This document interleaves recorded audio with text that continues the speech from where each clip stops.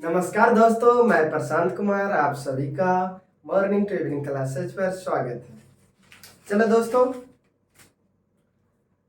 हम इसके पहले तुम्हें दोस्तों वी भर बता दिए, इज एम आर बाज भर बता दिए दोस्तों, जिसमें हम बिफोर आता है, भीथड़ आता है वो बता दिए दोस्तों, हैज हैव हैड का प्रयोग बता दिए दोस्तों, हम उधर V1 का प्रयोग बता दिए दोस्तों, 2 + V1 का प्रयोग बता दिए, V4 का प्रयोग बता दिए दोस्तों। आज हम बताने जा रहे हैं दोस्तों V2 का प्रयोग, कि हम V2 का प्रयोग कहाँ करते हैं दोस्तों। हम V2 का प्रयोग कहाँ करते हैं दोस्तों। तो दोस्तों मैं बता देता हूं, V2 का प्रयोग जिस तरह से V5 का प्रयोग सेंटेंस में अकेले किया जाता है, उसी तरह से ये V2 का प्रयोग भी सेंटेंस में अकेले किया जाता है और इसका कहीं यूज नहीं है। अकेले कहने का मतलब दोस्तों, जिस तरह से V5 अकेले आता है उसी तरह से V2 जो है अकेले आता है दोस्तों।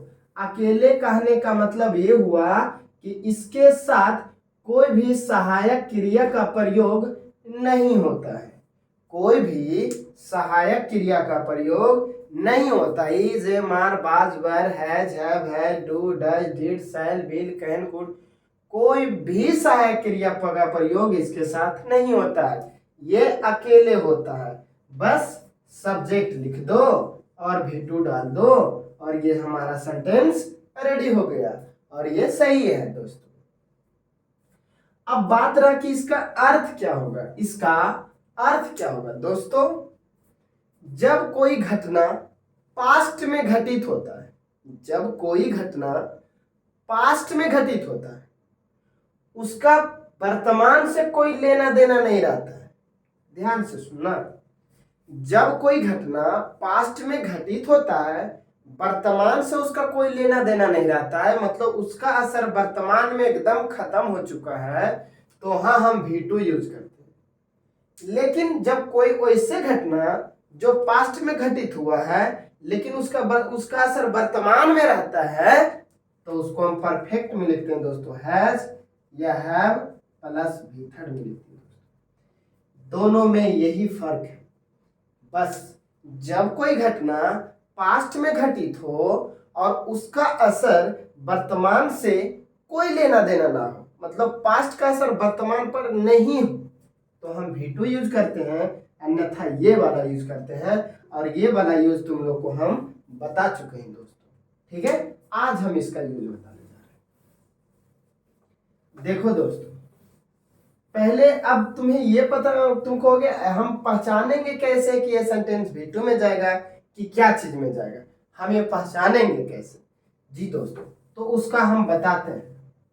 देखो दोस्तों, लास्ट, पास्ट, एगो, before,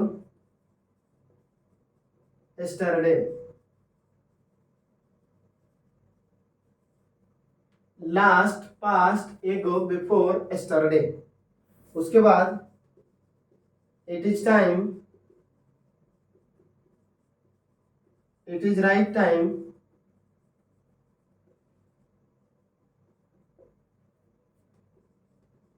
it is high time.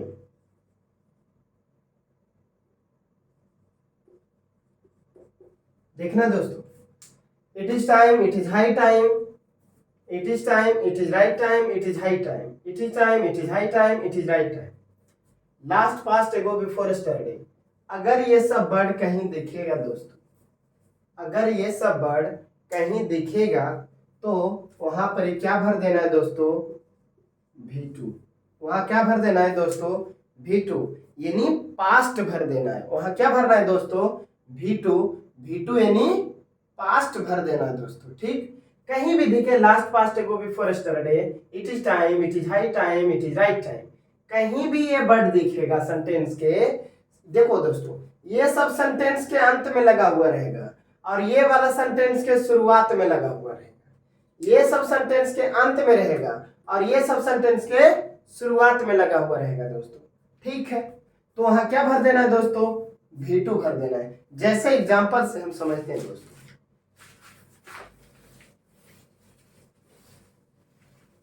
It is time, it is high time, it is right time, ये सब सबका हिंदी पता होगा दोस्तों। It is high time, it is time, it is time, it is high time, it is right time मतलब होता है यही समय है, यही सही समय है, यही उचित समय है। इट इज राइट टाइम, यही उचित समय है। ठीक है दोस्तों। इट इज हाई टाइम, ये सही समय है। इट इज टाइम, यही समय है। ठीक है दोस्तों। जैसे हम बोलेंगे it is right time, it is right time you from here, it is right time you go from here। जैसे अब भरने देते हैं, go, went, has gone, have gone। उसके बाद देते हैं आर गोइंग। क्या भरोगे दोस्तों? इट इज राइट टाइम, ये एकदम उचित समय है कि यू फ्रॉम हियर, तुम यहां से निकलो, तुम यहां से निकल लो। ठीक है दोस्तों। It is right time you, तुमको तुम्हारा यहां से जाने का ये उचित समय है, तुम्हारा यहां से जाने का उचित समय है। It is right time. देखो दोस्तों, हम बोले हैं it is right time, it is high time, it is time अगर लगा रहे तो हम V2 भरेंगे। बताओ दोस्तों, ये V2 हमारा यहाँ V2 है, ये हमारा V1 है, ये हमारा V4 है, ये हमारा V3 है। हमारा आंसर क्या होगा दोस्तों? B number. ठीक है दोस्तों। तो इस तरह से इतना ये इंपॉर्टेंट है दोस्तों, बता नहीं सकते हैं। मतलब कंपटीशन का कोई भी एग्जाम देने जाओगे तो भी ये उसके अकॉर्डिंग भी इम्पोर्टेंट है। जैसे इंटर के एग्जाम देने जाओगे वो भी इम्पोर्टेंट है, चाहे मैट्रिक हो चाहे इंटर हो, दोनों में ये सब पूछा जाता है दोस्तों। और ये लास्ट पास्ट एगो बिफोर स्टरडे दोस्तों, अगर इंटर में और मैट्रिक में मिनिमम 2 क्वेश्चन तो रहना ही रहना है। लास्ट पास्ट एगो बिफोर स्टरडे से अगर क्वेश्चन ना रहा तो एग्जाम नहीं होगा, इतना जान लो दोस्तों। इससे लास्ट पास्ट एगो बिफोर स्टरडे से हर हाल में लिख लो, कम से कम तो 2 क्वेश्चन आएगा तो आएगा, नहीं आएगा तो एग्जाम नहीं होगा। और कुछ कहें दोस्तों, आना है तो आना है। आज तक एग्जाम उलट के देख लेना दोस्तों, कोई ऐसा साल नहीं जिसमें कि 2 क्वेश्चन पूछा ना गया। ठीक है दोस्तों। चलो और एग्जाम्पल देखते हैं।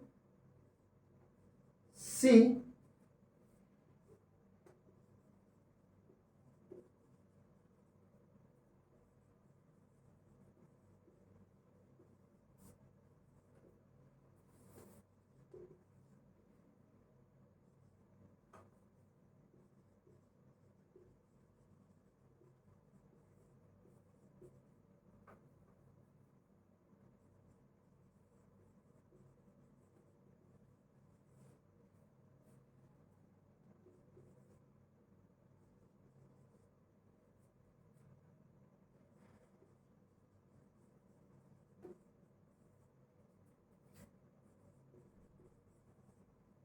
बताना दोस्तों क्या भरेगा?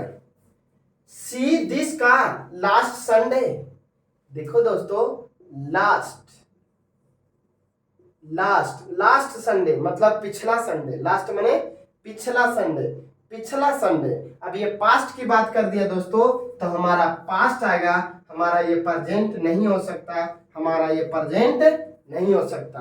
बात ये है पास्ट और ये भी पास्ट, लास्ट पास्ट एगो रहता है तो ये नहीं भरेंगे। हम क्या भरेंगे दोस्तों? ये भरेंगे। हाँ, अगर मान लिया जाए V2 ऑप्शन में ना रहा होता, V2 ऑप्शन में ना रहा होता तो हम मजबूरन इसको सही कर देते दोस्तों। ठीक। हाँ दोस्तों, ऐसा तुम्हारे एग्जाम में किया गया है। V2 को ऑप्शन में नहीं दिया, V2 को ऑप्शन में नहीं दिया, और भरने के लिए दे दिया दोस्तों, तो एक ही को पास्ट है ये था तो उसको मार देते। ठीक है दोस्तों, अगर V2 ना रहेगा तो इसको मारना है, अगर V2 रहेगा तो V2 को ही मारना है।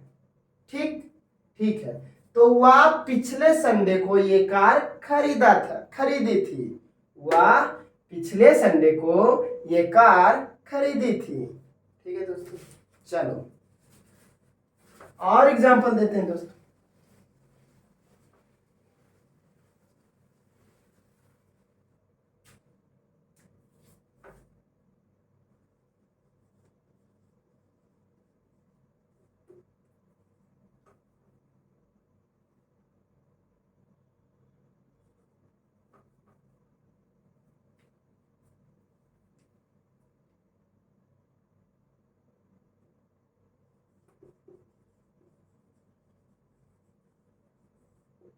माई book yesterday, my book yesterday, option देते हैं दोस्तों। स्टोल, बाज स्टोलन,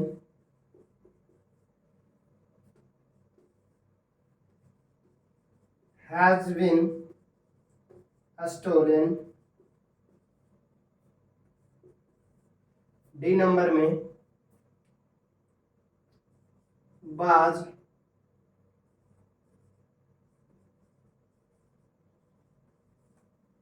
बताना दोस्तों तुम लोग क्या भरोगे। देखो दोस्तों यहां लिखा हुआ है स्टरडे, स्टरडे मतलब पास्ट, तो हमारा प्रेजेंट आंसर नहीं होगा, ये प्रेजेंट है दोस्तों, ये गया, बात रहा ये, बात रहा ये, बात रहा ये। अब बताना हमको ये एक बात दोस्तों, ये सेंटेंस एक्टिव में जाएगा कि पैसिव में जाएगा, ये सेंटेंस एक्टिव में जाएगा कि पैसिव में जाएगा। कहोगे क्या बात करते हैं, हमारा जो ये सब्जेक्ट है नन डूअर है, नन डूअर है, जब सब्जेक्ट हमारा नन डूअर है तो एक्टिव में कैसे जा सकता है, ये तो पैसिव में जाएगा। और तुम्हें पता है कि पैसिव में जाने के लिए बी वर्ब प्लस भी थर्ड चाहिए, बी वर्ब प्लस भी थर्ड चाहिए, हमारा ये नहीं होगा, ये तो ऐसे भी नहीं होगा, हमारा आंसर होगा B. My book was stolen yesterday, मेरा किताब कल चोरी हुआ था। आपको क्या बात करते हैं, अभी आप बोले हैं कि V2 मार देना, हाँ दोस्तों हम सही बोले हैं, V2 ही मार देना। लेकिन दोस्तों ये देख नहीं रहा है कि हमारा ये सब्जेक्ट जा रहा है पैसिव में, पैसिव में जा रहा है तो तू एक्टिव में कैसे ले चल जाएगा, V2 तो एक्टिव कहलाता है, V2 तो एक्टिव कहलाता है दोस्तों, तो हमारा आंसर होगा B number.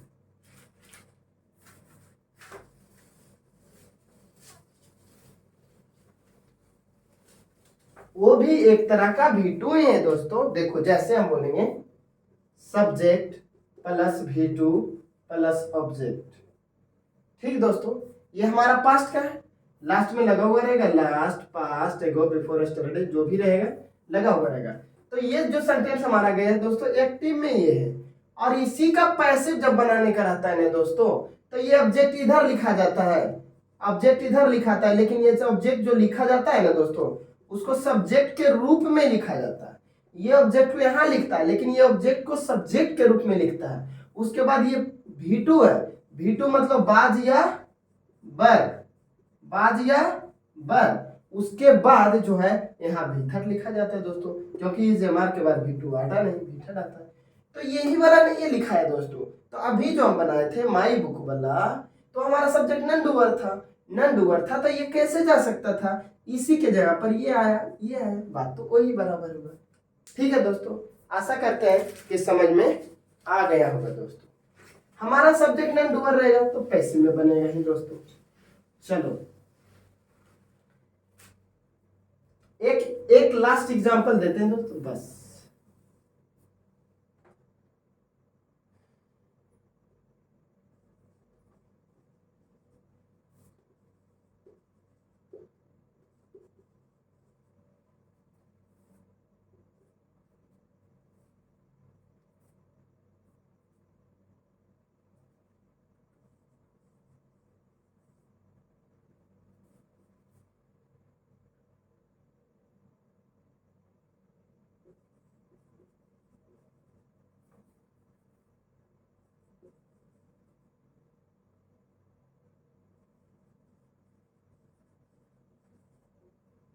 Your friend a dog last Monday.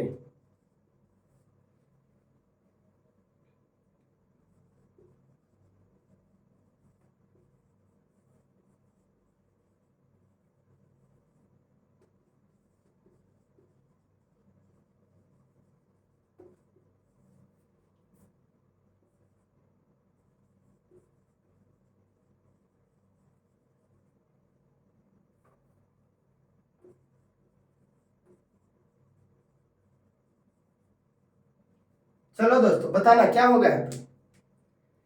तो हमारा सब्जेक्ट सिंगुलर है, वर्ब सिंगुलर आएगा। ये तो प्लुरल हो गया दोस्तों, ये V1 है इसलिए ये तो प्लुरल हो गया दोस्तों। ठीक है, अब ये सिंगुलर है, ये सिंगुलर है, ये V2 है। अब V2 को सब्जेक्ट सिंगुलर रहे प्लुरल रहे उससे मतलब नहीं रहता है। V2 को सब्जेक्ट सिंगुलर रहे या प्लुरल रहे उससे मतलब नहीं रहता V2 को दोस्तों।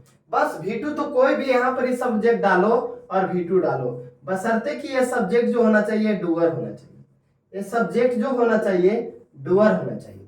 ठीक है, अब बताना दोस्तों ये तो हमारा भी नहीं होगा क्योंकि हमारा लास्ट मंडे की बात कर रहा है। इसका मतलब लास्ट मंडे मतलब पिछला मंडे, तो ये पास्ट हो गया, हमारा प्रेजेंट नहीं होगा।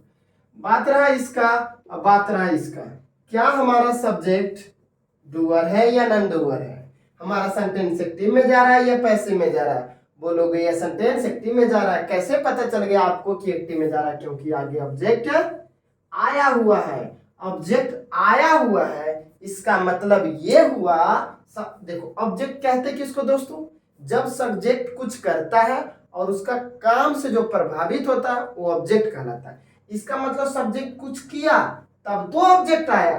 जब सब्जेक्ट कुछ किया तो ये हुआ डूअर। जब ये हुआ डूअर तो बनेगा एक्टिव में, ना कि बनेगा पैसिव में। हमारा आंसर होगा सी।